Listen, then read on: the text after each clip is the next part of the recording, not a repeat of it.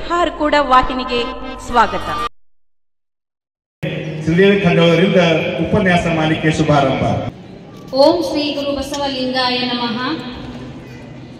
ಕಾಯಕದಲ್ಲಿ ನಿರತನಾದಡೆ ಗುರು ದರ್ಶನವಾದರೂ ಮರೆಯಬೇಕು, ಲಿಂಗ ಪೂಜೆಯಾದರೂ ಮರೆಯಬೇಕು, ಜಂಗಮ ಮುಂದೆ ನಿಂತಿದ್ದರೂ ಹಂಗ ಹರಿಯಬೇಕು, ಕಾಯಕವೇ ಕೈಲಾಸವಾದ ಕಾರಣ ಅಮರೇಶ್ವರ ಲಿಂಗವಾಯಿತಾದಡು ಕಾಯಕದೊಳಗು ಎನ್ನುವಂತಹ ಆಯ್ದಕ್ಕಿ ಮಾರಯ್ಯನವರ ಕಾಯಕ ತತ್ವದ ವಚನವನ್ನ ಮೊಟ್ಟ ಮೊದಲಿಗೆ ಈ ವೇದಿಕೆಯಲ್ಲಿ ಸ್ಮರಿಸಿಕೊಳ್ಳುತ್ತಾ, ಶ್ರೀ ಚನ್ನಬಸವೇಶ್ವರ ಸಂಸ್ಥಾನ ಹಿರೇಮಠ ಹಾರಕೂಡದ ವತಿಯಿಂದ ಹಾಗೂ ಬಸವ ಕಲ್ಯಾಣ ಕ್ಷೇತ್ರ ಸಮಿತಿಯ ಸಹಯೋಗದಲ್ಲಿ ತೃತೀಯ ಕಾಯಕ ಉತ್ಸವ ಕಾರ್ಯಕ್ರಮವನ್ನು ಬಹಳ ಅದ್ಧೂರಿಯಾಗಿ ನಡೆಸ್ಕೊಂಡು ಬರ್ತಾ ಇದ್ದಾರೆ. ಅದರಲ್ಲಿ 2ನೇ ದಿನದ ಈ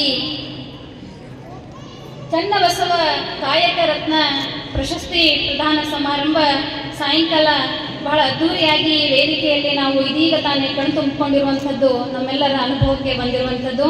ಸೊ ಈ ಕಾರ್ಯಕ್ರಮದಲ್ಲಿ ಮೊಟ್ಟ ಮೊದಲಿಗೆ ನಾವು ವಚನ ಸಾಹಿತ್ಯದ ಪಿತಾಮಹ ಫಗು ಹಳಕಟ್ಟಿಯವರನ್ನ ಈ ವೇದಿಕೆಯ ಮೇಲೆ ಸ್ಮರಿಸಲೇಬೇಕಾಗ್ತದೆ ಅನ್ನುವಂತಹ ಮಾತನ್ನ ಹೇಳ್ತಾ, ಪ್ರಪ್ರಥಮದಲ್ಲಿ ದೈವ ಸ್ವರೂಪಿಗಳು, ಶತಾಯುಷಿಗಳು, ಪವಾಡ ಪುರುಷರು ಆಗಿ ಮೆರೆದಂತಹ ಲಿಂಗೈಕ್ಯ ಪೂಜ್ಯ ಶಟಸ್ಥಲ ಬ್ರಹ್ಮಿ ಚನ್ನಬಸವ ಶಿವಯೋಗಿಗಳ ಕರ್ತೃ ಗದ್ದುಗೆಗೆ ಎನ್ನ ಹೃದಯ ಮಂದಿರದಲ್ಲಿ ಪೂಜಿಸಿ ಧ್ಯಾನಿಸಿ ಕಾರ್ಯಕ್ರಮದ ದಿವ್ಯ ಸಾನ್ನಿಧ್ಯವನ್ನು ವಹಿಸಿಕೊಂಡಿರುವಂತಹ ಲಿಂಗೈಕ್ಯ ಚನ್ನಬಸವ ಪಟ್ಟದೇವರ ಕರಕಮಲ ಸಂಜಾತರು, ಅಪ್ಪಟ ಶ್ರೇಷ್ಠ ಕನ್ನಡಿಗರು, ತಮ್ಮ ಕಂಚಿನ ಕಂಠದ ಮೂಲಕ ನಾಡಿನಾದ್ಯಂತ ಬಸವ ತತ್ವವನ್ನ ಪ್ರಚಾರ ಪಡಿಸುತ್ತಿರುವವರು, ಅನುಭವ ಮಂಟಪದ ಅಧ್ಯಕ್ಷರು ಆಗಿರುವಂತಹ ಪೂಜ್ಯ ನಾಡೋಜ ಡಾಕ್ಟರ್ ಬಸವಲಿಂಗ ಪಟ್ಟದೇವರ ಪಾದಾರವಿಂದಗಳಿಗೆ ಹಣಿಮಣಿದು ಕಾರ್ಯಕ್ರಮದ ದಿವ್ಯ ನೇತೃತ್ವವನ್ನ ವಹಿಸಿಕೊಂಡಿರುವಂತಹ ಶಿವಾಚಾರ್ಯ ರತ್ನ, ಧರ್ಮರತ್ನ, ಶಟಸ್ಥಲ ಬ್ರಹ್ಮಿ ಡಾಕ್ಟರ್ ಚನ್ನವೀರ ಶಿವಾಚಾರ್ಯರ ಪೂಜ್ಯರ ಪಾದಕ್ಕೆ ಹಣಿಮಣಿದು ಹುಲಸೂರಿನ ಗುರುಬಸವೇಶ್ವರ ಮಠದ ಪೂಜ್ಯರ ಪಾದಕ್ಕೆ ನತಮಸ್ತಕಳಾಗುತ್ತಾ ಸಾಯಿಗಾಂವದ ವಿರಕ್ತ ಮಠದ ಪೂಜ್ಯರ ಪಾದಕ್ಕೆ ಹಣೆಯನ್ನ ಮಣಿಸಿ ಕಾರ್ಯಕ್ರಮದ ಸಮ್ಮುಖವನ್ನ ವಹಿಸಿಕೊಂಡಿರುವಂತಹ ಬಸವ ತತ್ವ ಪ್ರಚಾರಕ್ಕಾಗಿಯೇ ತಮ್ಮ ತನು ಮನ ಧನವನ್ನ ಈ ಜೀವನ ಪೂರ್ತಿಯಾಗಿ ಮೀಸಲಿಟ್ಟು ಅಕ್ಕನ ಬಳಗಕ್ಕೆ ಕಿರೀಟಪ್ರಾಯವಾಗಿ ನಿಂತಿರುವಂತಹ ಮಾತೆ ಪೂಜ್ಯ ಶ್ರೀ ಡಾಕ್ಟರ್ ಗಂಗಾಂಬಿಕಾ ಅಕ್ಕ ಹರಳಯ್ಯನವರ ಕಲ್ಯಾಣದವರ ಪಾದಕ್ಕೆ ನಮಸ್ಕರಿಸುತ್ತಾ ಕಾರ್ಯಕ್ರಮದ ಅಧ್ಯಕ್ಷತೆಯನ್ನ ವಹಿಸಿಕೊಂಡಂಥವ್ರು ಬಹುತೇಕ ಈ ಕಾಯಕ ಉತ್ಸವ ಕಾರ್ಯಕ್ರಮ ಪೂಜ್ಯರು ಮಠದಲ್ಲಿ ಮಾಡುವಂತಹ ವಿಚಾರಕ್ಕೇನೋ ಗೊತ್ತಿಲ್ಲ. ಆ ಕಾಯಕ ಉತ್ಸವ ಅದು ಕಲ್ಯಾಣದ ಕರ್ಮಭೂಮಿಯಲ್ಲಿ ಮಾಡಿದ್ರೆ ಮಾತ್ರ ಚಂದ ಅನ್ನುವಂತಹ ವಿಚಾರದ ರೂವಾರಿಗಳಾಗಿರುವಂತಹ ಹಿರಿಯರು ಆಗಿರುವ ಬಸವರಾಜ್ ಪಾಟೀಲ್ ಸೇಡಂ ಮಹನೀಯರೇ, ಜೊತೆಗೆ ಬಿದ್ರಿ ಕಲೆಯ ಮೂಲಕ ಎಲ್ಲರ ಜನಮಾನದಲ್ಲಿ ಜನಪ್ರಿಯತೆಯನ್ನು ಪಡ್ಕೊಂಡು ಇದೀಗ ತಾನೇ ಶ್ರೀ ಚನ್ನಬಸವ ರೇಣು ಕಾಯಕ ರತ್ನ ಪ್ರಶಸ್ತಿಗೆ ಭಾಜನರಾಗಿರುವ ಶರಣ ರಾಜ್ಕುಮಾರ್ ನಾಗೇಶ್ವರ್ ದಂಪತಿ ಅಣ್ಣನವರೇ, ಪ್ರಶಸ್ತಿ ಕಾರ್ಯಕ್ರಮವನ್ನ ಇದೀಗ ತಾನೇ ನೆರವೇರಿಸಿರುವಂತಹ ನಮ್ಮ ನಿಮ್ಮೆಲ್ಲರ ಅಚ್ಚುಮೆಚ್ಚಿನ ಶಾಸಕರಾಗಿರುವಂತಹ ಸನ್ಮಾನ್ಯ ಶ್ರೀ ಶರಣು ಸಲ್ಗರ್ ಅಣ್ಣನವರೇ, ಜೊತೆಗೆ ಈ ವೇದಿಕೆಯನ್ನ ಅಲಂಕರಿಸಿರುವಂತಹ ಎಲ್ಲ ಹಿರಿಯರ ಮಹನೀಯರನ್ನ ಅವರಿವರೆನ್ನದೆ ಒಂದೇ ಮಾತಿನಲ್ಲಿ ಎಲ್ಲ ಮಹನೀಯರೇ, ಸಂಗೀತ ಕಲಾ ಬಳಗವೇ, ಸುದ್ದಿ ಮಾಧ್ಯಮದ ಮಿತ್ರರೇ, ಜೊತೆಗೆ ತನು ಮನ ಧನದಿಂದ ಈ ಪವಿತ್ರ ಕಾರ್ಯಕ್ರಮಕ್ಕೆ ಸಾಕ್ಷೀಭೂತರಾಗಿರುವ ಇಲ್ಲಿ ನೆರೆದಿರುವ ಕಲ್ಯಾಣ ನಾಡಿನ ಸಕಲ ಶರಣ ಶರಣೆಯರೇ, ನಿಮ್ಮೆಲ್ಲರ ಅಂತರಾತ್ಮದಲ್ಲಿ ಬೆಳಗುತ್ತಿರುವ ಆ ಬಸವ ಚೈತನ್ಯ ಜ್ಯೋತಿಗೆ ಶರಣೂ ಶರಣಾರ್ಥಿ, ಶರಣೂ ಶರಣಾರ್ಥಿ. ಇವತ್ತಿನ ಕಾರ್ಯಕ್ರಮದಲ್ಲಿ ಮಾತನಾಡಬೇಕು ಅಂತಂದ್ರೆ ಬಹುತೇಕ ಬಸವ ಕಲ್ಯಾಣದಲ್ಲಿ ಹುಟ್ಟಿ ಯಾವುದಾದ್ರೂ ಒಂದು ಜೀವಿಯಾಗಿ ಹುಟ್ಟಿ ಬರೋದೇ ಒಂದು ಪುಣ್ಯದ ಮಾತು ಅಂತ. ಅದರಲ್ಲಿ ಮನುಷ್ಯನಾಗಿ ಈ ಕರ್ಮಭೂಮಿಯಲ್ಲಿ ನಾವೆಲ್ಲ ಹುಟ್ಟಿ ಬಂದಿದ್ದು ಇದು ನಮ್ಮ ಹಿಂದಿನ 7 ಜನ್ಮದ ಏನೋ ಒಂದು ಪುಣ್ಯ ಅದ ಅನ್ನುವಂತಹ ಮಾತನ್ನ ಮೊದಲಿಗೆ ಹೇಳ್ತಾ, ಒಬ್ಬ ಚಿಂತಕ ಕರ್ನಾಟಕದ ಬಗ್ಗೆ, ಕನ್ನಡಿಗನ ಬಗ್ಗೆ, ಯಾಕಂದ್ರೆ ನಾವೆಲ್ಲರೂ ಕನ್ನಡಿಗರಾಗಿರೋದ್ರಿಂದ ಒಬ್ಬ ಚಿಂತಕ ಕನ್ನಡಿಗ ಅಂತಂದ್ರೆ ಏನು ಅಂತ ಹೇಳ್ತಾನವನು. ಈಗೋ ಕನ್ನಡಿಗ, ನಿನ್ನ ಮೈಯಲ್ಲಿ ಹರಿಯುತ್ತಿರುವುದು ಕೆಂಪು ನೀರಲ್ಲ. ಈಗೋ ಕನ್ನಡಿಗ, ನಿನ್ನ ಮೈಯಲ್ಲಿ ಹರಿಯುತ್ತಿರುವುದು ಕೆಂಪು ನೀರಲ್ಲ, ಅದು ಸಾಮ್ರಾಜ್ಯಗಳನ್ನ ಕಟ್ಟಿದ ಶರಣರು, ದಾಸರು, ಕವಿ ಪುಂಗವರು ರಚಿಸಿದ ಶಾಸ್ತ್ರೀಯ ಭಾಷೆಗೆ ಜನ್ಮ ನೀಡಿದ ಹೆಮ್ಮೆಯ ಅಮೃತ ವಾಹಿನಿ ಅಂತ. ಅಂತಹ ಹೆಮ್ಮೆಯ ನಾಡಿನ ಕಂದರಾಗಿರುವಂತಹ ನಾವುಗಳು ಇವತ್ತು ಕರ್ನಾಟಕದ ಕಿರೀಟಪ್ರಾಯವಾಗಿರುವಂತಹ ಜಿಲ್ಲೆ ಬೀದರ್ ಆದರೆ, ಬೀದರ್ನ ಸಾಂಸ್ಕೃತಿಕ ತಾಲೂಕು ಅದು ಬಸವ ಕಲ್ಯಾಣ. ಇಂತಹ ಬಸವ ಕಲ್ಯಾಣದಲ್ಲಿ ಬಸವಾದಿ ಶಿವಶರಣರು ನಡೆದಾಡಿದಂತಹ ಈ ಪುಣ್ಯಭೂಮಿಯೊಳಗ ಕಾಯಕ ಉತ್ಸವ ಕಾರ್ಯಕ್ರಮವನ್ನ ಹಾರಕೂಡದ ಪೂಜ್ಯರು ಏನು ಮಾಡಬೇಕು ಅನ್ನುವಂತಹ ಸಂಕಲ್ಪವನ್ನ ಹೊತ್ತು ಇವತ್ತ 3ನೇ ವರ್ಷಕ್ಕೆ ನಾವೇನು ಕಾಲಿಟ್ಟಿದ್ದೀವಲ್ಲ, ಇದು ನಿಜವಾಗಿ ಯಾವತ್ತೋ ಆಗಬೇಕಾಗಿತ್ತು. ಅದು ಈ ಸಂದರ್ಭದಲ್ಲಿ ಕೂಡಿ ಬಂದಿರುವಂಥದ್ದು ಹೆಮ್ಮೆಯ ವಿಷಯ ಅನ್ನುವಂತಹ ಮಾತನ್ನ ಹೇಳ್ತಾ, ಈ ಕಾರ್ಯಕ್ರಮವನ್ನ ನೋಡಿದ್ರೆ 770 ಜನ ಅಮರ ಗಣಗಳು ಅಂದು 12ನೇ ಶತಮಾನದಲ್ಲಿ ಬಸವ ಕಲ್ಯಾಣದ ಭೂಮಿಯೊಳಗ ತಮ್ಮ ತಮ್ಮ ಕಾಯಕಗಳನ್ನ ಮಾಡಿಕೋತಾ ಕೈಲಾಸವನ್ನ ಕಂಡ್ರು ಅನ್ನುವಂಥದ್ದು ನಾವು ಇತಿಹಾಸದಲ್ಲಿ ಕೇಳಿದ್ದೀವಿ ಅಷ್ಟೇ. ಅದನ್ನ ನಾವು ಕಣ್ತುಂಬಿಕೊಂಡಿಲ್ಲ, ಅದನ್ನ ನಾವು ಅನುಭವಿಸಿಲ್ಲ. ಆ ಚಿತ್ರಣವನ್ನ ಮತ್ತೆ ನಮ್ಮೆಲ್ಲರ ಮಧ್ಯದಲ್ಲಿ ತುಂಬಿಸಬೇಕು, ಕಾಯಕ ಜೀವಿಗಳು ಬಸವ ಕಲ್ಯಾಣದಲ್ಲಿ ಮತ್ತೆ ಹುಟ್ಟಿ ಬರಬೇಕು ಅನ್ನುವಂತಹ ಆಶಾವಾದದೊಂದಿಗೆ ಇವತ್ತು ಕಾಯಕ ಉತ್ಸವ ಕಾರ್ಯಕ್ರಮವನ್ನ ಚಾಲನೆ ನೀಡಿದ್ದಾರೆ ನಮ್ಮ ಪೂಜ್ಯರು. ಬಹುತೇಕ ಈ ಕಾರ್ಯಕ್ರಮವನ್ನ ನೋಡಿದ್ರೆ, ಈ ಕಾರ್ಯಕ್ರಮದ ಉದ್ದೇಶವನ್ನ ನೋಡಿದ್ರೆ, ವಿಜ್ಞಾನೇಶ್ವರ ಅನ್ನುವಂತಹ ಕವಿ ಆಗ ಹೋಗಿದ್ದನ್ನ ನಾವು ನೆನಪಿಸ್ಕೊಳ್ಬೇಕಾಗ್ತದೆ. ಆತನ ಒಂದು ಗ್ರಂಥ ಮಿತಾಕ್ಷರ ಅನ್ನುವಂಥದ್ದು. ಆ ಮಿತಾಕ್ಷರ ಅನ್ನುವಂತಹ ಗ್ರಂಥದಲ್ಲಿ ಆತ ಹೇಳ್ತಾನೆ, ಕಲ್ಯಾಣ ನಗರದಂತಹ ನಗರ 6ನೇ ವಿಕ್ರಮಾದಿತ್ಯನಂತಹ ರಾಜ ಹಿಂದೆ ಇದ್ದಿಲ್ಲ, ಮುಂದೆ ಇರೋದಿಲ್ಲ ಅಂತ 10ನೇ ಶತಮಾನದ ಕಲ್ಯಾಣದ ವೈಭವವನ್ನು ನೋಡಿ ಆತ ಬರೆದು ಹೋಗಿದ್ದಾನೆ. ಆತ ಬರೆದು ಹೋಗಿರುವಂತಹ ಮಾತು ಇವತ್ತು ಸುಳ್ಳು ಮಾಡಬೇಕು ಅಂತಂದ್ರೆ ಅದಕ್ಕಿಂತ ಒಂದು ಹೆಚ್ಚು ನಾವು ಮುಂದೆ ಹೋಗಿ ಕಲ್ಯಾಣದ ನಗರ ಮತ್ತೆ 12ನೇ ಶತಮಾನದತ್ತ ಹಿಂದಕ್ಕೆ ಹೋಗಬೇಕು ಅಂತಂದ್ರೆ ಮತ್ತೆ ನಾವೆಲ್ಲ ಕಾಯಕ ಮತ್ತು ದಾಸೋಹ ತತ್ವಕ್ಕೆ ಅಣಿಯಾಗಬೇಕಾಗಿದೆ ಅನ್ನುವಂಥದ್ದನ್ನ ನಾವ್ಯಾರು ಮರೆಯೋ ಹಾಗಿಲ್ಲ. ಹಲ್ಮಿಡಿ ಶಾಸನ ಅದು ಕನ್ನಡದ ಮೊದಲ ಶಾಸನ. ಅದಾದ ನಂತರ ಕಪ್ಪೆ ಅರಭಟ್ಟನ ಶಾಸನ ಬರ್ತದೆ. ಜೊತೆಗೆ ನಮ್ಮ ಶ್ರೀ ವಿಜಯ ಬರೆದಿರುವಂತಹ ಕವಿರಾಜ ಮಾರ್ಗ, ಇವೆಲ್ಲವೂ ಹಳೆಗನ್ನಡದಲ್ಲಿ ಅಂದ್ರೆ ಅಚ್ಚ ಕನ್ನಡದಲ್ಲಿ ಇರಲಿಲ್ಲ. ಅದು ಪಂಡಿತರಿಗಷ್ಟೇ ಮೀಸಲಾಗಿರುವಂಥದ್ದಾಗಿತ್ತು. ಆದ್ರೆ 12ನೇ ಶತಮಾನದಲ್ಲಿ ಜನರ ಭಾಷೆಯಾಗಿ ಅದು ಮೂಡಿ ಬಂದಂತಹ ಸಾಹಿತ್ಯ ಅದು ವಚನ ಸಾಹಿತ್ಯ ಆಗಿತ್ತು. ಅಂತಹ ವಚನ ಸಾಹಿತ್ಯದಲ್ಲಿ 770 ಜನ ಅಮರ ಗಣಗಳು ಕೂಡಿ ಅತ್ಯಂತ ಪವಿತ್ರವಾದಂತಹ ಸತ್ಯ ಶುದ್ಧ ಕಾಯಕವನ್ನ ಅವ್ರು ಮಾಡ್ತಾನೆ ಕೈಲಾಸ ಪದವಿಯನ್ನ ಪಡೆದರು ಅಂತ. ಒಂದು ಕಡೆ ಹರಿಹರ ತನ್ನ ರಗಳೆಯೊಳಗ 106 ರಗಳೆಗಳನ್ನ ಬರಿತಾನವನು. ಬರೆದು ಆತ ಏನಂತ ಸಂದೇಶ ಕೊಡ್ತಾನಂದ್ರ, ಈ ಬಸವಾದಿ ಶಿವಶರಣರೆಲ್ಲ ಏನು ಬಸವ ಕಲ್ಯಾಣದಲ್ಲಿ ಇದ್ರಲ್ಲ, ಅವರು ಸಾಮಾನ್ಯ ಜೀವಿಗಳಾಗಿ ಹುಟ್ಟಿ ಬರಲಿಲ್ಲ. ಕೈಲಾಸದಲ್ಲಿ ಶಿವನ ಒಡ್ಡೋಲಗದ ರುದ್ರಗಣದವರಾಗಿದ್ರು. ಅಲ್ಲಿ ಮಾಡಿರುವಂತಹ ಯಾವುದೋ ಒಂದು ಕ್ಷುಲ್ಲಕ ವಿಚಾರದ ಅರಿವಿಗಾಗಿ ತಪ್ಪಿಗೋಸ್ಕರ ತಪ್ಪನ್ನು ತಿದ್ದುಕೊಳ್ಳಿಕ್ಕೆ ಅವರು ಭೂಲೋಕಕ್ಕೆ ಬಂದರು.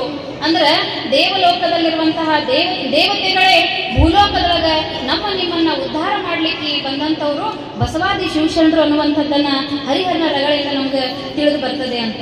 ಸೊ 12ನೇ ಶತಮಾನದ ಶರಣರ ತಾತ್ವಿಕ ಸರಳ ಸುಂದರ ಕಾಯಕ ಸಮಾಜವನ್ನ ಮರು ನಿರ್ಮಾಣವನ್ನ ಮಾಡಲೇಬೇಕಾಗಿದೆ ಅಂತ. ಯಾಕೆ ಮಾಡಬೇಕಾಗಿದೆ ಅಂತಂದ್ರೆ, ಇವತ್ತು ಆಧುನಿಕ ಗುಂಗಿನಲ್ಲಿ, ಇವತ್ತು ಯಾಂತ್ರಿಕ ಮತ್ತು ತಾಂತ್ರಿಕದ ಯುಗದಲ್ಲಿ ನಾವೆಲ್ಲರೂ ಬದುಕನ್ನೇನೋ ಕಟ್ಕೋತಾ ಇದ್ದೀವಿ. ಆದ್ರೆ ಈ ಬದುಕಿಗೆ ಅರ್ಥ ಇಲ್ಲ, ಈ ಬದುಕಿಗೆ ನೆಮ್ಮದಿ ಇಲ್ಲ, ಈ ಬದುಕಿಗೆ ಎಲ್ಲಿ ಕುಂತ್ರು ನಮಗೆ ಬರೀ ಟೆನ್ಷನ್ ಸುತ್ಕೊಂಡ್ಬಿಟ್ಟದ. ಹಾಗಾದ್ರೆ ಈ ಟೆನ್ಷನ್ ಪ್ರಪಂಚದಿಂದ ನಾವು ಪೆನ್ಷನ್ ಅನ್ನ ಹೊಂದಿ ಮತ್ತೆ ನಿರಾಳವಾದಂತಹ ಜೀವನವನ್ನ ಸಾಗಿಸಬೇಕು ಅಂದ್ರೆ ಅಂದು ಶರಣರು ಅನುಭವಿಸಿದಂತಹ ಜೀವನದ ಪರಿಕಲ್ಪನೆಯನ್ನ ನಾವು ಮತ್ತೆ ಬದುಕಬೇಕಾಗಿದೆ, ಬಾಳ್ಬೇಕಾಗಿದೆ. ಅಷ್ಟೇ ಅಲ್ಲ, ಮುಖ್ಯವಾಗಿ ಇವತ್ತು ಗುಡಿ ಕೈಗಾರಿಕೆಗಳು ನಶಿಸಿ ಹೋಗ್ತಾ ಇದ್ದಾವೆ. ಅವತ್ತು 770 ಜನ ಅಮರ ಗಣಗಳು, ಅದರಲ್ಲೆಲ್ಲ ನಾವು ಧ್ವಜಾರೋಹಣವನ್ನ ಮಾಡ್ಬೇಕಾದಾಗ ಅಕ್ಕ ಹಾಡಿದ್ರ, ಆ ಹಾಡಿನಲ್ಲಿ ಎಲ್ಲಾ ಶರಣರನ್ನ ನೆನೆಸ್ಕೊಂಡ್ವಿ ನಾವು, ಮತ್ತೆ ಅದನ್ನು ಹೇಳುವ ಅವಶ್ಯಕತೆ ಇಲ್ಲ. ಆ ಎಲ್ಲಾ ಶರಣರು ಒಂದೊಂದು ಕಾಯಕದಲ್ಲಿ ತಮ್ಮನ್ನ ತಾವು ತೊಡಗಿಸಿಕೊಂಡವರಾಗಿದ್ರು. ಆ ಎಲ್ಲಾ ಕಾಯಕವನ್ನ ನಾವು ಮಾಡ್ತಾ ಇದ್ದೀವಿ, ಆದ್ರೆ ಇವತ್ತು ಅದಕ್ಕೆ ಆಧುನಿಕತೆಯ ಲೇಪನವನ್ನ ನಾವು ತಂದುಕೊಟ್ಟಿದ್ದೀವಿ. ಅದರಲ್ಲಿರುವಂತಹ ರಿಯಾಲಿಟಿಯನ್ನ ನಾವು ಮುಚ್ಚುತ್ತಾ ಇದ್ದೀವಿ, ಬಣ್ಣದ ಲೋಕಕ್ಕೆ ನಾವು ಮೊರೆ ಹೋಗ್ತಾ ಇದ್ದೀವಿ. ಹಾಗಾಗಿ ನಶಿಸಿ ಹೋಗುತ್ತಿರುವಂತಹ ಗುಡಿ ಕೈಗಾರಿಕೆಗಳನ್ನ, ದೇಶೀಯ ಕಲೆಗಳನ್ನ ಮತ್ತು ಪಾರಂಪರಿಕ ವೃತ್ತಿಗಳಾದಂತಹ ಕಂಬಾರಿಕೆ, ಕುಂಬಾರಿಕೆ, ಮಗ್ಗದ ಕೆಲಸ ಇವುಗಳನ್ನ ಮತ್ತೆ ಜೀವ ತುಂಬಬೇಕು ಅನ್ನುವಂತಹ ಉದ್ದೇಶಕ್ಕೆ ಇವತ್ತ ಹಾರಕೂಡದ ಪೂಜ್ಯರು ಈ ಬಸವ ಕಲ್ಯಾಣದಲ್ಲಿ ಕಾಯಕ ಉತ್ಸವ ಅನ್ನುವಂತಹ ಕಾರ್ಯಕ್ರಮವನ್ನ ಬಹಳ ಅರ್ಥಪೂರ್ಣವಾಗಿ ಯೋಜನೆಯನ್ನು ಹಾಕೊಂಡಾರ. ಬಹುತೇಕ ಇವರ ಈ ಯೋಜನೆ ಹೆಂಗದ ಅಂತಂದ್ರೆ ಮುಂಬರುವ ದಿನಗಳಲ್ಲಿ, ಅದು ಆರಂಭದಲ್ಲಿ ಒಂದಿಷ್ಟು ಕಷ್ಟಗಳನ್ನ ಸವಾಲುಗಳನ್ನ ಎದುರಿಸಿದ್ರು ಸಹ ಮುಂಬರುವ ದಿನಗಳಲ್ಲಿ ಕರ್ನಾಟಕದ ಮೂಲೆ ಮೂಲೆಯಿಂದ ಅಷ್ಟೇ ಅಲ್ಲ, ಭಾರತ ದೇಶದ ಮೂಲೆ ಮೂಲೆಯಿಂದಲೂ ಮತ್ತೆ ಈ ಕಲ್ಯಾಣದ ನಗರದ 770 ಜನ ಅಮರ ಗಣಗಳು ಕೈಗೊಂಡಂತಹ ಆ ಒಂದು ಕಾರ್ಯವನ್ನ ನೋಡ್ಲಿಕ್ಕೆ ಎಲ್ಲ ಜನ ದೇಶದ ವಿದೇಶದ ಮೂಲೆ ಮೂಲೆಯಿಂದ ಬರ್ತಾರೆ. ಬರುವ ದಿನಗಳು ದೂರಿಲ್ಲ ಅನ್ನುವಂತಹ ಮಾತನ್ನ ಈ ಸಂದರ್ಭದಲ್ಲಿ ಹೇಳ್ತಾ, ವಿಶ್ವ ಸಾಹಿತ್ಯಕ್ಕೆ ಕನ್ನಡ ಸಾಹಿತ್ಯದ ಕೊಡುಗೆ ಏನು ಅಂತ ಕೇಳಿದಾಗ ಅದು ನಾವು ಹೇಳುವಂಥದ್ದು ವಚನ ಸಾಹಿತ್ಯ ಅಂತ. ಹಾಗಾದ್ರೆ ಹಗಲಿನಲ್ಲಿ ಸೂರ್ಯನಂತೆ, ಇರುಳಿನಲ್ಲಿ ಚಂದ್ರಮನಂತೆ ಕಲ್ಯಾಣ ನಗರವನ್ನ ಕೇಂದ್ರವಾಗಿಟ್ಟುಕೊಂಡು ಜಗತ್ತಿಗೆ ಶಾಶ್ವತವಾದ ವಚನದ ಬೆಳಕನ್ನ ನೀಡಿದಂತಹ ಸಾಹಿತ್ಯ ಅದು ವಚನ ಸಾಹಿತ್ಯ ಆಗಿತ್ತು. ಸೂರ್ಯ ಚಂದ್ರರು ಇರುವವರೆಗೂ ಅದು ಜೀವಂತವಾಗಿರುವಂತಹ ಸಾಹಿತ್ಯ ಅಂದ್ರೆ ಅದು ನಮ್ಮ ಕಲ್ಯಾಣ ನಗರದಲ್ಲಿ ಹುಟ್ಟಿಕೊಂಡಿರುವಂತಹ ಶರಣ ಸಾಹಿತ್ಯ ಅನ್ನುವಂಥದ್ದನ್ನ ನಾವು ತಿಳ್ಕೋಬೇಕಾಗ್ತದೆ. ಒಬ್ಬ ಅನುಭವಿ ಹೇಳ್ತಾನೆ, ಕಷ್ಟದಲ್ಲಿರುವಾಗ, ನಾವು ಸಂತೋಷದಲ್ಲಿದ್ದಾಗ ಚಪ್ಪಾಳೆ ತಟ್ಟುವಂತಹ 10 ಕೈಗಳಿಗಿಂತ, ನಾವು ಸಂತೋಷದಲ್ಲಿದ್ದಾಗ ಚಪ್ಪಾಳೆ ತಟ್ಟುವ 10 ಕೈಗಳಿಗಿಂತ ನಾವು ಕಷ್ಟದಲ್ಲಿದ್ದಾಗ ಕಣ್ಣೀರು ಒರೆಸುವಂತಹ 1 ಕೈ ಶ್ರೇಷ್ಠ ಅಂತ. ಆ ಶ್ರೇಷ್ಠವಾದಂತಹ ಕೈ, ಆ ಶ್ರೇಷ್ಠವಾದಂತಹ ಧರ್ಮ, ಆ ಶ್ರೇಷ್ಠವಾದಂತಹ ವಿಚಾರಗಳು ಯಾವ ಮಣ್ಣಿನಲ್ಲಿ ಹುಟ್ಕೊಂಡಿದೆ ಅಂತಂದ್ರೆ ಅದು ಕಲ್ಯಾಣದ ಮಣ್ಣಿನೊಳಗೆ ಹುಟ್ಕೊಂಡಿದ್ದಾವ ಅನ್ನುವಂಥದ್ದು ಕಲ್ಯಾಣದ ನಾಡಿನ ಜನರಿಗೆ ಬಹಳ ಅಭಿಮಾನ ತರುವಂತಹ ಮಾತು ಅಂತ. ಅಂದಿನ ಸಮಾಜದಲ್ಲಿ ತುಳಿತಕ್ಕೆ ಒಳಗಾದಂತಹ ಅಸ್ಪೃಶ್ಯರನ್ನ, ಮಹಿಳೆಯರನ್ನ, ಅನಾಥರನ್ನ, ಬಿದ್ದವರನ್ನ ಎಬ್ಬಿಸಿ ಹೊಸ ಭರವಸೆಯನ್ನ ತುಂಬಿದಂತವರು ಬಸವಾದಿ ಶಿವಶರಣರು. ಎಂತಹ ವಿಶ್ವ ಕುಟುಂಬಿ ಪರಿಕಲ್ಪನೆ ನಮ್ಮ ಶರಣರಲ್ಲಿ ಇತ್ತು ಅಂತಂದ್ರೆ, ಒಂದು ಕಡೆ ಬಸವಣ್ಣನವ್ರು ಹೇಳ್ತಾರೆ, ಇವನಾರವ ಇವನಾರವ ಇವನಾರವ ಎಂದೆನಿಸದಿರಯ್ಯ, ಇವನಮ್ಮವ ಇವನಮ್ಮವ ಇವನಮ್ಮ ಮನೆಯ ಮಗನೆಂದೆನಿಸಯ್ಯ ಕೂಡಲ ಸಂಗಮ ದೇವ ಅಂತ. ಸೊ ಅಷ್ಟೊಂದು ಬಂದವರನ್ನೆಲ್ಲ ಅಪ್ಪಿಕೊಳ್ಳುವಂತಹ ವಿಚಾರದ ಉದಾರವಾದಿಗಳು ಬಸವ ಕಲ್ಯಾಣದ ನಾಡಿನಲ್ಲಿ ಹೋಗಿದ್ರು ಅಂತ ಹೇಳೋದನ್ನ ನಾವು ಕಲ್ಯಾಣದ ಜನ ಬಂದ್ ಮಾಡ್ಬೇಕಾಗಿದೆ. ಅದು ಬಂದ್ ಆಗ್ಬೇಕು ಅಂದ್ರೆ ನಾವು ಆ ರೀತಿ ಆಗಬೇಕು ಅನ್ನುವಂತಹ ಉದ್ದೇಶಕ್ಕೆ ಈ ಕಾಯಕ ಉತ್ಸವದ ಕಾರ್ಯಕ್ರಮವನ್ನ ಇಲ್ಲಿ ಏರ್ಪಡಿಸಲಾಗಿದೆ. ಆ ದಿಸೆಯಲ್ಲಿ ಶರಣರ ಆ ಒಂದು ಕಾಲ ಅಥವಾ ಬಸವಣ್ಣನವರ ತಾಯಿ ಹೃದಯ ಎಷ್ಟು ವಿಶಾಲ ಇತ್ತು ಅಂತಂದ್ರೆ, ಹರಳೆಯನವರು ಬಸವಣ್ಣನವರಿಗೆ ತಮ್ಮ ಕಾಲಿನ ಚರ್ಮದ ಇದನ್ನ ತೆಗೆದು ಪಾದರಕ್ಷೆಗಳನ್ನ ಮಾಡಿಕೊಡ್ತಾರ. ಆ ಪಾದರಕ್ಷೆಗಳನ್ನ ಮಾಡಿ ಬಸವಣ್ಣನವರಿಗೆ ಒಯ್ದು ಕೊಡ್ತಾರ, ಅಪ್ಪ ಇವುಗಳನ್ನ ಕಾಲಾಗಿ ನೀವು ಧರಿಸ್ಕೋರಿ ಅಂತ. ಬಸವಣ್ಣನವ್ರು ಹೇಳ್ತಾರ, ಅವ್ರು ಮೊದಲೇ ಎನಗಿಂತ ಕಿರಿಯರಿಲ್ಲ ಅನ್ನುವಂಥ ತತ್ವದ ವಿಚಾರವಾದಿಗಳು ಬಸವಣ್ಣನವರು. ಅವ್ರು ಹೇಳ್ತಾರ, ನೀವು ಮಾಡಿರುವಂತಹ ಈ ಪಾದರಕ್ಷೆಗಳು ಕಾಲ ಹಾಕೋಲಕ್ಕಿಲ್ಲ, ಇವು ತಲೆ ಮೇಲೆ ಹೊತ್ಕೊಲಕ್ಕವ ಅಂತ ತಿಳ್ಕೊಂಡು ಅವರು ಅವತ್ತ ಹರಳಯ್ಯನವರು ಸಿದ್ಧಪಡಿಸಿದ ಆ ಪಾದರಕ್ಷೆಗಳನ್ನ ತಲೆ ಮೇಲೆ ಹೊತ್ಕೊಂಡ್ರಲ್ಲ, ಬರೀ ಪಾದರಕ್ಷೆಗಳನ್ನ ಹೊತ್ಕೊಳ್ಳಿಲ್ಲ, ಕೆಳಗೆ ತುಳಿತಕ್ಕೆ ಒಳಗಾಗಿರುವಂತಹ ಸಮಾಜವನ್ನ, ಕಷ್ಟಕ್ಕೆ ಒಳಗಾಗಿರುವಂತಹ ಜನರನ್ನ ತಮ್ಮ ತಲೆ ಮೇಲೆ ಹೊತ್ತುಕೊಂಡು ಅವರೆಲ್ಲರ ಕಷ್ಟ ಕಾರ್ಪಣ್ಯಗಳನ್ನ ದೂರ ಮಾಡಿದ್ರು ಬಸವಣ್ಣನವರು. ಅಂತಹ ವಿಚಾರಗಳು ಇವತ್ತು ಕಲ್ಯಾಣದ ನಗರದ ಪ್ರತಿಯೊಂದು ಮನೆಯ ಶರಣಿಯರಲ್ಲಿ ಆ ತತ್ವವನ್ನ ಮೈಗೂಡಿಸಬೇಕು ಅನ್ನುವಂತಹ ವಿಚಾರ ನಮ್ಮ ಪೂಜ್ಯ ಹಾರಕೂಡದ ಅಪ್ಪೋದಾಗ್ಯದ. ಆ ದಿಸೆಯಲ್ಲಿ ಈ ಕಾಯಕ ಉತ್ಸವ ಕಾರ್ಯಕ್ರಮವನ್ನ ಬಸವ ಕಲ್ಯಾಣದಲ್ಲಿ ಮಾಡ್ತಾ ಇದ್ದಾರೆ. ಯಾಕಂದ್ರೆ ಕಲ್ಯಾಣ ಅಂತಂದ್ರೆ ಹಿಂಗಿತ್ತು ಹಾಗಿತ್ತು ಅಂತ ಕೇಳೋದ್ರ ಬದಲಾಗಿ ಅದನ್ನ ನಾವು ನಮ್ಮ ಅನುಭವಕ್ಕೆ ತರಬೇಕಲ್ಲ, ನಮ್ಮ ಮುಂದಿನ ಪೀಳಿಗೆಗೆ ಏನಾದರೂ ಸಂದೇಶವನ್ನ ನಾವು ಮಾದರಿ ಆಗ್ಬೇಕಲ್ಲ. ಆ ಮಾದರಿಯ ಮಾತೆಯರು, ಮಾದರಿಯ ಪಿತರು ನಾವು ಆಗಬೇಕು ಅನ್ನುವಂತಹ ಸದುದ್ದೇಶದಿಂದ ಈ ಕಾರ್ಯಕ್ರಮವನ್ನ ಇಲ್ಲಿ ಏರ್ಪಡಿಸಿದ್ದಾರೆ. 12ನೇ ಶತಮಾನದಲ್ಲಿ ನಡೆದಂತಹ ಆ ವಚನ ಕ್ರಾಂತಿ ಬರೀ ವಚನ ಕ್ರಾಂತಿಯಾಗಿರಲಿಲ್ಲ, ಅದು ಸಮಾಜ ಧಾರ್ಮಿಕ ಕ್ರಾಂತಿಯಾಗಿತ್ತು, ಅದು ನೈತಿಕತೆಯ ವಿಚಾರದ ಕ್ರಾಂತಿಯಾಗಿತ್ತು.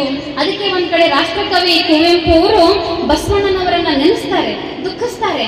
ಅವ್ರು ಹೇಳ್ತಾರೆ, ಕಾರ್ತಿಕ ಕತ್ತಲಲ್ಲಿ ಆಕಾಶ ದೀಪವಾಗಿ ನೀ ಬಂದೆ ಬಸವಣ್ಣ, ಕಾರ್ತಿಕದ ಕತ್ತಲಲ್ಲಿ ಆಕಾಶ ದೀಪವಾಗಿ ನೀ ಬಂದೆ, ಬಟ್ಟೆ ಗೆಟ್ಟವರಿಗೊಂದು ಬಂದಿದ್ದಕ್ಕಾಗಿ 8 ಶತಮಾನಗಳ ಹಿಂದೆ ಅಗ್ನಿ ಖಡ್ಗವನ ಅಂತ. ಓ ಆಧ್ಯಾತ್ಮ ಕ್ರಾಂತಿ ವೀರ, ದೇವದಯೆಯೊಂದು ಹೇ ವೀರಾವತಾರ, ಶ್ರೀ ಬಸವೇಶ್ವರ ನಿನಗೆ ಶರಣು ಶರಣಾರ್ಥಿ, ನಿನಗೆ ಶರಣು ಶರಣಾರ್ಥಿ ಅಂತ ರಾಷ್ಟ್ರಕವಿ ಕುವೆಂಪು ಅವರು ಅಂಧಕಾರದಲ್ಲಿರುವಂತಹ ಜನರ ಮಧ್ಯದಲ್ಲಿ ಜ್ಯೋತಿಯನ್ನು ಹೊತ್ತಿಸಿದಂತಹ ಪುರುಷ ನೀನೇ, ನೀನು ಮಾಡಿದಂತಹ ಕೆಲಸಕ್ಕೆ ನಾವ್ಯಾರು ಸಮ ಆಗ್ಲಿಕ್ಕೆ ಸಾಧ್ಯ ಇಲ್ಲ ಅನ್ನುವಂಥದ್ದನ್ನ ರಾಷ್ಟ್ರಕವಿ ಕುವೆಂಪು ಅವರೇ ಹೇಳ್ಕೊಂಡಿರೋದನ್ನ ನಾವು ಇಲ್ಲಿ ನೆನಪಿಸ್ಕೊಳ್ಬೇಕಾಗ್ತದೆ. ಆದ್ರೆ ದುರಂತ ಏನು ಅಂತಂದ್ರೆ, ಬಸವಾದಿ ಶಿವಶರಣರ ವಾರಸುದಾಗಿರುವಂತಹ ನಾವುಗಳು ಅವರಂತೆ ನಡೆಯದೆ, ಅವರಂತೆ ನುಡಿಯದೆ, ಅವರಂತೆ ದುಡಿಯದೆ ವ್ಯರ್ಥ ಜೀವನವನ್ನ ಸಾಗಿಸ್ತಾ ಇರುವಂಥದ್ದು ಬಹಳ ಖೇದ ಅನ್ನಿಸ್ತದೆ. ನಾವು ಬಸವ ಕಲ್ಯಾಣ ಬಿಟ್ಟು ಬೇರೆ ಎಲ್ಲೋ ಹುಟ್ಟಿದೆವು, ಎಲ್ಲೋ ಕಾಯಕದೊಳಗನು ದಾಸೋಹದೊಳಗನು ನಮ್ಮ ಜೀವನದೊಳಗನು ಅಲ್ಲಲ್ಲಿ ಅಲ್ಪ ಸ್ವಲ್ಪ ಲೋಪಗಳನ್ನ ಮಾಡ್ಕೊಂಡಿದ್ದಾದ್ರೆ ಅದು ಸರಿ ಹೋಗ್ತದೇನೋ. ಆದ್ರೆ ಕಲ್ಯಾಣದ ಕರ್ಮ ಭೂಮಿಯೊಳಗ, ಪವಿತ್ರ ಭೂಮಿಯೊಳಗ ಹುಟ್ಟಿದ ಮೇಲೆ ನಾವೆಲ್ಲಿ ತಪ್ಪಬಾರದು ಅಂತ.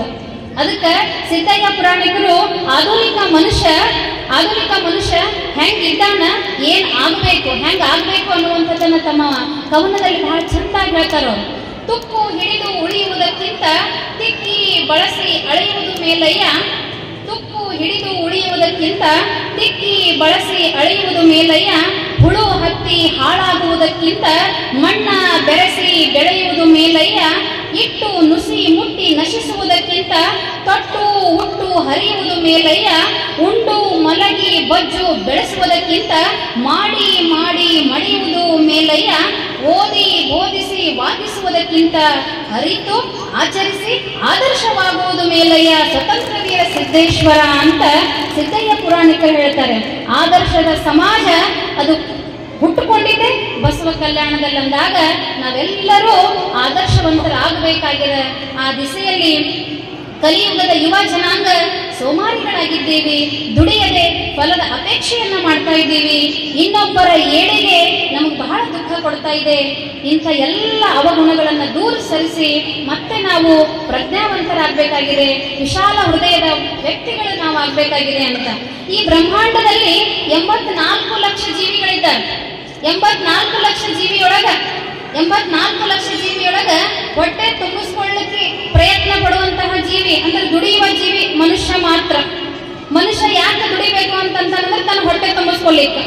84 ಲಕ್ಷದಾಗ ಎಲ್ಲಾ ಜೀವಿಗಳು ದುಡಿಯದೆ ಹೆಂಗೋ ಹೊಟ್ಟೆ ತುಂಬಿಸ್ಕೊಂಡ್ಬಿಡ್ಲತ್ತಾವ. ಆದ್ರೆ ಮನುಷ್ಯ ಮಾತ್ರ ಎಷ್ಟು ದುಡಿತಾ ಇದ್ದಾನ, ಅವನು ಹೊಟ್ಟಿನೇ ತುಂಬ್ತಾ ಇಲ್ಲ. ಎಷ್ಟು ದುರಂತ ನೋಡ್ರಿ, ಎಷ್ಟು ಹಪಾಪಿಯಾಗಿದೆ ನಮಗ ಅಂತ. ಯಾಕಂದ್ರೆ ಸಂಗ್ರಹ ಬುದ್ಧಿ ಜಾಸ್ತಿ ಆಗ್ತಾ ಇದೆ ನಮ್ಮಲ್ಲಿ. ಮನುಷ್ಯನಲ್ಲಿ ಈ ಕಾರಣಕ್ಕಾಗಿ ನೆಮ್ಮದಿ ಕಳ್ಕೊತಾ ಇದ್ದೀವಿ. ಈ ಪ್ರಪಂಚದಲ್ಲಿ ಎಲ್ಲಿ ನೋಡಿದ್ವಿ ಅಲ್ಲಿ ಪಾಪ ಹೆಚ್ಚಾಗ್ತಾ ಇದೆ. ಮರ್ತದ ಮೇಲೆ ಸಕಾಲಕ್ಕೆ ಮಳೆ ಬೆಳೆ ಆಗದೇ ಇರುವಂತಹ ದುರಂತಗಳು ನಮ್ಮ ಕಣ್ಣಿಲ್ ನಾವು ನೋಡ್ತಾ ಇದ್ದೀವಿ ಅಂತ. ಹಾಗಾದ್ರೆ ಈ ಎಲ್ಲ ದುರಾಚಾರಗಳನ್ನ ದೂರ ಸರಿಸಿ ಮತ್ತೆ ನಾವು ರಾಮ ರಾಜ್ಯದ, ಮತ್ತೆ ನಾವು ಬಸವ ರಾಜ್ಯದ ಪ್ರಜೆಗಳಾಗಬೇಕು ಅನ್ನುವಂತಹ ಸಂಕಲ್ಪ ನಮ್ಮ ಪೂಜ್ಯರಾಗಿರುವುದರಿಂದಲೇ ಈ ಕಾಯಕ ಉತ್ಸವ ಕಾರ್ಯಕ್ರಮದ ಮೂಲಕ ತಿಳಿ ಸಮಾಜವನ್ನ, ಒಳ್ಳೆಯ ಸಮಾಜವನ್ನ ನಿರ್ಮಾಣ ಮಾಡಲಿಕ್ಕೆ ಅವರು ಮುಂದಾಗಿರುವಂಥದ್ದು ಶ್ಲಾಘನೆಯ ವಿಷಯ ಅನ್ನುವಂತಹ ಮಾತನ್ನ ಹೇಳ್ತಾ, ಕಾಯಕ ಉತ್ಸವ ಅಂತಂದಾಗ ಬಸವಾದಿ ಶಿವಶರಣರು ಮಾಡ್ತಾ ಇರುವಂತಹ ಅಂದಿನ ಕಾಯಕಕ್ಕೂ ನಾವು ಇವತ್ತು ಮಾಡ್ತಾ ಇರುವಂತಹ ಕಾಯಕಕ್ಕೂ ಬಹಳ ವ್ಯತ್ಯಾಸ ಇದೆ. ನಮ್ಮ ಕಾಯಕದೊಳಗೆ ಸ್ವಾರ್ಥ ಇದೆ, ಅವರ ಕಾಯಕದಲ್ಲಿ ನಿಸ್ವಾರ್ಥತೆ ಇತ್ತು. ನಾವು ಮಾಡಿರುವಂಥದ್ದು ನನಗೋಸ್ಕರ ಮಾಡ್ತಾ ಇದ್ದೀನಿ, ಆದ್ರೆ ಅವರು ಸಮಾಜಕ್ಕೋಸ್ಕರ ಮಾಡ್ತಾ ಇದ್ದರು. ನಾವು ಬರೀ ನಾವಾಗಿರದೆ ಸಮಾಜ ಮುಖಿಯಾಗಿ ಬದುಕನ್ನ ಕಟ್ಕೊಳ್ಬೇಕಾಗಿದೆ. ಯಾಕಂದ್ರೆ 5ಕ್ಕೆ ಲಕ್ಕಮ್ಮ 12ನೇ ಶತಮಾನದ ಓರ್ವ ಶರಣೆ ಎಂಥ ಅದ್ಭುತ ಮಾತುಗಳನ್ನು ತನ್ನ ವಚನದಲ್ಲಿ ಬರೀತಾಳೆ ಕಾಯಕದ ಬಗ್ಗೆ ಅಂತಂದ್ರೆ, ಬರೀ ವಚನಗಳನ್ನು ಬರೆದಿಲ್ಲ ಶಿವಶರಣೆಯರು. ವಚನಗಳನ್ನ ಬರೆಯೋದ್ರ ಮೂಲಕ ಗಂಡಂದಿರನ್ನ, ಸಮಾಜವನ್ನ ತಿದ್ದುವಂತಹ ಕೆಲಸ ಮಾಡ್ತಾರ ಅವರು. ಶರಣೆ ಐದಕ್ಕಿ ಲಕ್ಕಮ್ಮ ಆ ದಿನ ಐದಕ್ಕಿ ಮಾರಯ್ಯನವರು ಒಂದು ಹಿಡಿ ಅಕ್ಕಿ ಜಾಸ್ತಿ ತಂದಿದ್ದನ್ನು ನೋಡಿ ಖುಷಿ ಪಡಲ್ಲಕ್ಕೆ ಆಕಿ ಕೇಳ್ತಾಳೆ, ಒಮ್ಮನವ ಮೀರಿ ಇಮ್ಮನವ ತಂದೀರಿ, ಇದು ನಿಮ್ಮ ಮನವೋ ಬಸವಣ್ಣನ ಅನುಮಾನದ ಚಿತ್ತವೋ? ಈ ಮಾತು ಮಾರಯ್ಯ ಪ್ರಿಯ ಅಮರೇಶ್ವರ ಲಿಂಗಕ್ಕೆ ಸಲ್ಲದ ಬೋನ ಅಂತ ಅದನ್ನು ಹೆಚ್ಚಿಗೆ ತಂದಿದ್ದು ಒಯ್ದು ವಾಪಸ್ ಹಾಕ್ ಬರ್ರಿ ಅಂತ ಹೇಳ್ತಾಳೆ. ಅಷ್ಟೇ ಅಲ್ಲ, ತಿಳಿಸಿ ಹೇಳ್ತಾಳೆ ಗಂಡಗ, ಆಸೆ ಎಂಬುದು ಅರಸಂಗಲ್ಲದೆ ಶಿವಭಕ್ತರಿಗುಂಟೆ ಅಯ್ಯ, ರೋಷವೆಂಬುದು ಯಮದೂತರಿಗಲ್ಲದೆ ಅಜಾತರಿಗುಂಟೆ ಅಯ್ಯ, ಈ ಸಕ್ಕಿ ಆಸೆ ನಮಗೇಕೆ?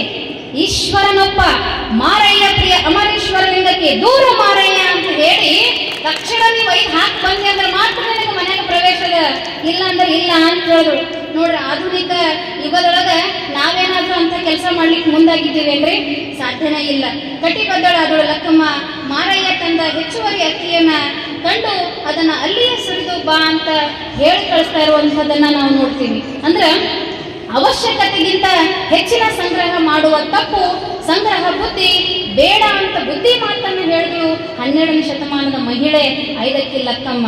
ಆದ್ರೆ ಎಷ್ಟಿದ್ರೂ ಸಾಲದು, ಇನ್ನೂ ಬೇಕು ಬೇಕೆನ್ನುವ ಹಪಹಪಿಯ ಪತ್ನಿಯರ ಮಧ್ಯೆ ಐದಕ್ಕಿ ಲಕ್ಕಮ್ಮನ ವಿಚಾರಗಳ ಆಸೆ ಮುಸುಕಿದ ಇಂದಿನ ಸಮಾಜದಲ್ಲಿ ಹಂಚಿ ಉನ್ನತ ಸಮೃದ್ಧಿಯ ಬದುಕನ್ನು ನಾವು ಮತ್ತೆ ಅವರ ಶರಣರು ನಡೆದಂತೆ ನಾವು ನಮ್ಮ ಜೀವನದಲ್ಲಿ ಅಳವಡಿಸಿಕೊಂಡಾಗ ನಾವು ನಮ್ಮ ಬದುಕು ಹಸನಾಗ್ತದೆ ಅನ್ನುವಂಥದ್ದು.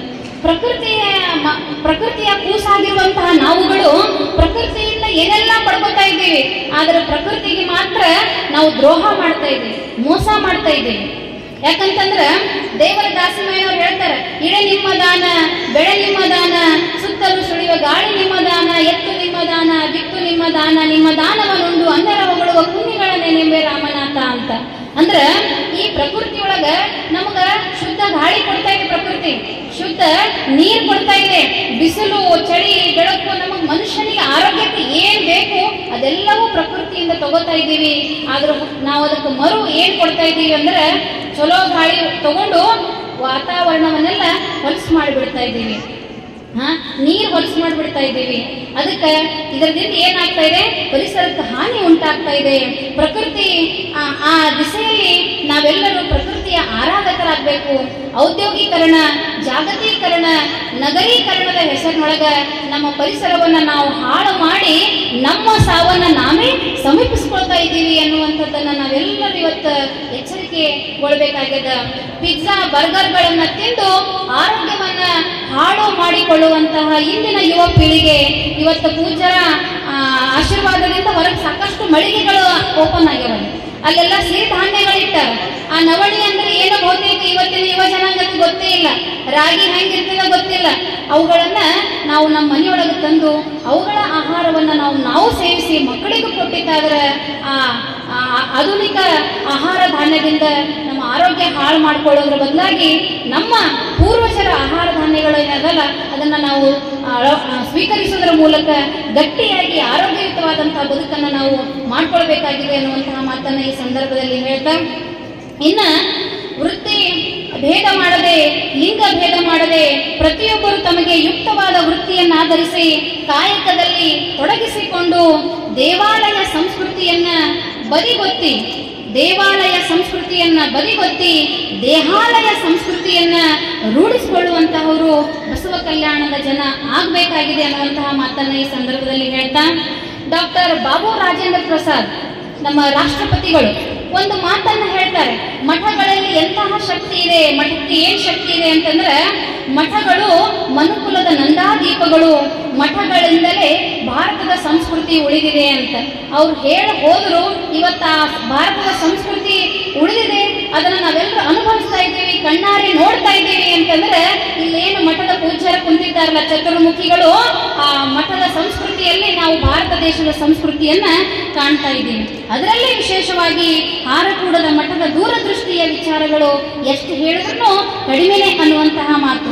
ಯಾಕಂದ್ರೆ ಈ ಘನಮಠ ಸುಮಾರು ನಿನ್ನೆ ಮೊನ್ನೆ ಹುಟ್ಟಿರುವಂತಹ ಮಠ ಅಲ್ಲ, 400-500 ಶತಮಾನಗಳ ಹಿಂದಿನ ಸುದೀರ್ಘವಾದಂತಹ ಇತಿಹಾಸ ಈ ಮಠಕ್ಕಿರುವಂತದ್ದನ್ನ ನಾವು ನೋಡ್ತೀವಿ. ಮುಂದೆ ಹಾರಕೂಡದ ಮಠ ಅದು ಹರನು ಕೂಡುವಂತಹ ತಾಣವಾಗಿರೋದ್ರಿಂದ ಅದಕ್ಕೆ ಹಾರಕೂಡ ಅನ್ನುವಂಥ ಹೆಸರು ಬಂತು ಅಂತ ಹೇಳ್ತಾರೆ. ಕಲ್ಯಾಣದ ಕರ್ನಾಟಕದ ಕಿರೀಟವಾದಂತಹ ಮಠ, ಸಮನ್ವಯದ ಸಾಕಾರದ ಮಠ, ಅದು ಹಾರಕೂಡದ ಮಠ ಅನ್ನುವಂಥದ್ದು ನಾವೆಲ್ಲ ಭಕ್ತಾದಿಗಳಿಗೆ ನಮಗೆ ಗೊತ್ತಿರುವಂತಹ ಮಾತು. ಶ್ರೀಮಠದ ಆದ್ಯ ಗುರುಗಳಾದಂತಹ ಲಿಂಗೈಕ್ಯ ಸಂಗನಬಸವ ಸ್ವಾಮಿಗಳಿಂದ ಹಿಡಿದು ಪ್ರಸ್ತುತ ಚನ್ನವೀರ ಶಿವಾಚಾರ್ಯರವರೆಗಿನ ಗುರು ಪರಂಪರೆಯಲ್ಲಿ ಮಠದ ಬೆಳವಣಿಗೆ ಬೆಳೆದು ಬಂದಂತಹ ರೀತಿ ಒಂದು ಪವಾಡ ಅಂತ ನಾವು ಹೇಳ್ಕೋಬೇಕಾಗ್ತದೆ. ಅದರಲ್ಲಿ ವಿಶೇಷವಾಗಿ 6ನೇ ಪೀಠಾಧಿಪತಿಗಳಾಗಿ ಬಾಳನ್ನ ಉದ್ಧರಿಸುವ ಶತಾಯುಷಿಗಳಾಗಿ ಬದುಕಿದಂತಹ ಲಿಂಗೈಕ್ಯ ಚನ್ನಬಸವ ಶಿವಯೋಗಿಗಳು ಅವರು ಮಾಡಲಾರದೇ ಇರುವಂತಹ ಪವಾಡಗಳೇ ಇಲ್ಲ. ಇವತ್ತಿಗೂ ಆ ಗದ್ದಲಿಗೆ ಹೋಗಿ ಹಣೆ ಮಾಡಿದ್ರೆ ಸಾಕು, ನಾವು ಮನಸ್ಸಿನಾಗಿ ಏನೆಲ್ಲ ಸಮಸ್ಯೆಗಳನ್ನ ಲಿಂಗಕ್ಕೆ ಮೂರ್ತಿ ಹೇಳಿದ್ರೆ ಸಾಕು, ತಾನಾಗಿ ನಮ್ಮ ಕಷ್ಟಗಳೆಲ್ಲ ದೂರ ಆಗ್ತಾವ ಅಂತ. ಅಷ್ಟೊಂದು ಜಾಗೃತವಾದಂತಹ ಸ್ಥಳ ಅದು ಲಿಂಗೈಕ್ಯ ಚನ್ನಬಸವ ಶಿವಯೋಗಿಗಳ ಕರ್ತೃ ಗದ್ದಿಗೆ ಆಗಿರುವಂಥದ್ದು. ಭಕ್ತರೇ, ನಿಮ್ಮೆಲ್ಲರಿಗೆ ತಿಳಿದಿರುವಂತೆ ಯದಾ ಯದಾ ಹಿ ಧರ್ಮಸ್ಯ ಗ್ಲಾನಿರ್ಭವತಿ ಭಾರತ ಅಂತ ಅಂದ್ರೆ ಎಲ್ಲಿ ಧರ್ಮಕ್ಕ ಅನ್ಯಾಯ ಆಗ್ತದೋ, ಎಲ್ಲಿ ಧರ್ಮಕ್ಕ ತುಳಿತಕ್ಕೊಳಗಾಗ್ತದೋ ಅವಾಗ ದೇವತೆಗಳು ಹೊಸ ಹೊಸ ರೂಪಗಳನ್ನು ತಾಳಿ ಬರ್ತಾರ ಅಂತ ನಾವು ಇತಿಹಾಸದ ಪುಟದಿಂದ ಕೇಳಿಕೊಂಡಿದ್ದೀವಿ. ಅದರಲ್ಲಿ ದ್ವಾಪರ ಯುಗದಲ್ಲಿ ಶ್ರೀಕೃಷ್ಣ ಪರಮಾತ್ಮ 8ನೆಯ ಮಗನಾಗಿ ಹುಟ್ಟಿ ಬರ್ತಾನೆ. 8ನೆಯ ಮಗನಾಗಿ ಹುಟ್ಟಿ ಬಂದು ಜಗತ್ತನ್ನ ಬೆಳೆದ್ರೆ ಈ ಆಧುನಿಕ ಯುಗದಲ್ಲಿ ಗರ್ಭಸಯ್ಯ ಮತ್ತು ಸುಭದ್ರಾ ತಾಯಿಯ ಗರ್ಭದಲ್ಲಿ 8ನೆಯ ಮಗನಾಗಿ ಹುಟ್ಟಿ ಬಂದು ಕಲಿಯುಗದ ಶ್ರೀಕೃಷ್ಣ ಪರಮಾತ್ಮನಾಗಿ ಜಗತ್ತನ್ನೆಲ್ಲ ತೊಳೆಯುವಂತಹ, ಜಗತ್ತನ್ನೆಲ್ಲ ಉದ್ಧಾರ ಮಾಡುವಂತಹ ಕಾರ್ಯವನ್ನ ಹೊತ್ತುಕೊಂಡಿರುವಂತಹ ಪೂಜ್ಯರು ನಮ್ಮ ಚನ್ನವೀರ ಶಿವಾಚಾರ್ಯರು ಅನ್ನುವಂತಹ ಮಾತನ್ನ ಈ ಸಂದರ್ಭದಲ್ಲಿ ಹೇಳ್ತಾ, ಶ್ರೀಮಠ ಅದು ವಿಶೇಷವಾಗಿ ನಾಡಿಗೆ ಮಾದರಿಯಾಗಿರುವಂತಹ ಮಠ. ಉದಾಹರಣೆಗೆ ಹೇಳಬೇಕು ಅಂತಂದ್ರೆ ಜಾತ್ರೆಯನ್ನ ನೋಡೋದೇ ಒಂದು ವೈಭವದ ಸಡಗರದ ಸಂಭ್ರಮ ಅಂತ ಹೇಳಬೇಕಾಗ್ತದೆ. ಅಷ್ಟೇ ಅಲ್ಲ, ಶ್ರೀಮಠ ಸಾಹಿತ್ಯಕ್ಕೆ ಕನ್ನಡ ತಾಯಿ ಭುವನೇಶ್ವರಿಯ ಕರುಣೆಯ ಕಂದರು ನಮ್ಮ ಚನ್ನವೀರ ಶಿವಾಚಾರ್ಯರು. ಯಾಕಂದ್ರೆ ಸಾಹಿತಿಗಳಿಗೆ, ಸಂಗೀತಗಾರರಿಗೆ, ಕಲಾವಿದರಿಗೆ ಎಲ್ಲಿಲ್ಲದಂತಹ ಪ್ರೋತ್ಸಾಹ ಕೊಟ್ಟು ಬೆಳಗಿಸುವಂತವರು ನಮ್ಮ ಅಪ್ಪಗಳು. ಯಾಕೆ ಸುಮಾರು 40 ಲಕ್ಷ ರೂಪಾಯಿ ಖರ್ಚು ಮಾಡಿ ವಚನ ಸಾಹಿತ್ಯ ಏನೋ ಅಂತ ಹುಟ್ಕೊಂತು, ಅದನ್ನ ಬಗುವ ಹಳಕಟ್ಟಿಯವರು ಉಳಿಸಿ ಒಂದಿಷ್ಟು ನಮಗೆ ತಂದು ಕೊಟ್ಟರು. ಅದರ ಸಂಪುಟಗಳನ್ನ ಬಿಡುಗಡೆ ಮಾಡಬೇಕಾಗಿತ್ತು. ಅಂತ 15 ವಿಷಯ ಸಂಪುಟಗಳನ್ನ 40 ಲಕ್ಷ ರೂಪಾಯಿ ಖರ್ಚು ಮಾಡಿ ನಮ್ಮ ಸಂಗಮೇಶ್ ಸೌದತ್ತಿ ಮಠರವರ ನೇತೃತ್ವದಲ್ಲಿ ಕಾರ್ಯವನ್ನ ಮಾಡ್ತಾರಲ್ಲ, ನಿಜವಾಗಿ ಇವತ್ತು ಯಾವ ವಿಶ್ವವಿದ್ಯಾನಿಲಯಗಳು ಮಾಡ್ಲಿಕ್ಕೆ ಕೆಲಸ ಮುಂದಾಗಿಲ್ಲ. ವಿಶ್ವವಿದ್ಯಾನಿಲಯಗಳು, ಸಂಘ ಸಂಸ್ಥೆಗಳು ಮಾಡುವಂತಹ ಕೆಲಸ ಹಾರಕೂಡದ ಮಠ ಮಾಡ್ತಾ ಇರುವಂತದ್ದು ಬಹಳ ಶ್ಲಾಘನೆಗೆ ಅರ್ಹವಾಗಿರುವಂತಹ ಮಾತನ್ನ ಈ ಸಂದರ್ಭದಲ್ಲಿ ಹೇಳಿ, ಕಲ್ಯಾಣ ನಾಡು ಅದು ಕರ್ಮಭೂಮಿಯಾಗಿರಿಸಿಕೊಂಡು ಬಸವಾದಿ ಶರಣರ ಮಾರ್ಗದರ್ಶನದಲ್ಲಿ ನಿಜವಾಗಿ ದಾಸೋಹವನ್ನ 365 ದಿವಸ 24 ತಾಸು ಹಸಿದ ಯಾರ್ಯಾರು ಹೋಗಲೇಕ ಅವ್ರಿಗೆ ತಾಯಿಯಾಗಿ ಊಟ ನೀಡುವಂತಹವರು ಬರೀ ಚನ್ನವೀರ ಶಿವಾಚಾರ್ಯರು ಮಾತ್ರ ಅಲ್ಲ, ಅವ್ರ ಇಡೀ ಕುಟುಂಬ ಅವರ ಕೈಯೆಲ್ಲ ಜೋಡಿಸಿ ಏನ್ ಕೆಲಸ ಮಾಡ್ತಾ ಇದೆಯಲ್ಲ. ಇವತ್ತು ನಮ್ಮ ಮನೆಗೆ ನಮ್ಮ ತಾಯಿ, ಹೆತ್ತಂತ ತಾಯಿ ತಂದೆ ಅವರೇ ನಾವು ಸಮಯಕ್ಕೆ ಸರಿಯಾಗಿ ಹೋದ ನಮ್ಗೆ ಊಟ ಕೊಡ್ಲಿಕ್ಕಿಲ್ಲ, ನಾವೇ ನಮ್ಮ ಮಕ್ಕಳಿಗೆ ಕೊಡ್ಲಿಕ್ಕಿಲ್ಲ. ಆದ್ರೆ ಮಠಕ್ಕೆ ಬಂದಂತಹ ಪ್ರತಿಯೊಬ್ಬ ಭಕ್ತ ನನ್ನ ಮಗ ಅಂತ ತಿಳ್ಕೊಂಡು ಹೊಟ್ಟೆ ತುಂಬ ಊಟ ಮಾಡಿಸುವಂತಹ ಪರಂಪರೆ ಅದು ಶರಣರ ಪರಂಪರೆ, ದಾಸೋಹದ ಪರಂಪರೆಯನ್ನ ಇವತ್ತು ಇವರು ಮುಂದುವರಿಸಿಕೊಂಡು ಹೋಗ್ತಾ ಇರುವುದನ್ನ ನೋಡಿದ್ರೆ ಬಹುತೇಕ ಬಸವಾದಿ ಶಿವಶರಣರು ಅವರ ರಕ್ತದ ಕಣಕಣದಲ್ಲಿ, ಅವರ ಉಸಿರಿನ ಕಣ ಇದರಲ್ಲಿ ಪ್ರತಿಯೊಂದರಲ್ಲಿ ಸಹ ಅವರು ಅದೇ ಉಸಿರಾಡ್ತಾ ಇದ್ದಾರೆ ಪೂಜರು. ಯಾವಾಗ ಕುಂತ್ರು ನಿಂತರು ನಿಂದೆ ಧ್ಯಾನ, ಜೀವಕ್ಕೆಲ್ಲ ಸಮಾಧಾನ ಅನ್ನುವಂಗ ಏನು ಮಾಡಿದ್ರೆ ಬಸವ ಕಲ್ಯಾಣ 12ನೇ ಶತಮಾನದತ್ತ ಹೆಂಗಿತ್ತೋ ಅದಕ್ಕೆ ಹೆಂಗ್ ಮಾಡಿದ್ರೆ ಮತ್ತೆ ಆ 12ನೇ ಶತಮಾನ ಈ ಕಲ್ಯಾಣಕ್ಕೆ ಆಗ್ತದೆ ಬರ್ತದೆ, ಏನು ಮಾಡೋದು ಹೆಂಗ್ ಮಾಡೋದು ಅನ್ನುವಂತಹ ವಿಚಾರ ಸದಾ ಪೂಜ್ಯರಲ್ಲಿ ಹೊಳಿತಾ ಇರುವಂಥದ್ದನ್ನ ನಾವು ನೋಡ್ತೀವಿ. ಇಂತಹ ಪೂಜ್ಯರನ್ನ ಪಡೆದ ನಾವು ಧನ್ಯರು ಅನ್ನುವಂತಹ ಮಾತನ್ನ ಈ ಸಂದರ್ಭದಲ್ಲಿ ಹೇಳ್ತಾ, ಸೂರ್ಯನ ಸಾರಥಿಗೆ ಕತ್ತಲೆಯ ಭಯ ಇರೋದಿಲ್ಲ. ಯಾಕಂದ್ರೆ ಸೂರ್ಯನೇ ಜಗತ್ತಿಗೆ ಬೆಳಕು ಕೊಡ್ತಾನೆ. ಸೂರ್ಯನ ಸಾರಥಿಗೆ ಹೇಗೆ ಕತ್ತಲೆಯ ಭಯವಿಲ್ಲವೋ ಹಾಗೆ ಹಾರಕೂಡದ ಪೂಜ್ಯರ ಭಕ್ತರಾಗಿರುವ ನಮಗೆ ಕಾಲದ ಯಮನ ಚಿಂತೆಯೇ ಇಲ್ಲ, ಭಯವೇ ಇಲ್ಲ ಅನ್ನುವಂತಹ ಮಾತನ್ನ ಈ ಸಂದರ್ಭದಲ್ಲಿ ಹೇಳಿ ಕೊನೆಯದಾಗಿ ಒಂದು ಮಾತನ್ನ ಹೇಳ್ತೀನಿ. ಶಿಶುನಾಳ ಶರೀಫರು ಒಂದು ಮಾತನ್ನು ಹೇಳ್ತಾರೆ, 18 ಪುರಾಣಗಳು ನನ್ನ ಮನದಾಗ, 4 ವೇದಗಳು ನನ್ನ ತಲೆ ಮೇಲ ಅಂತ.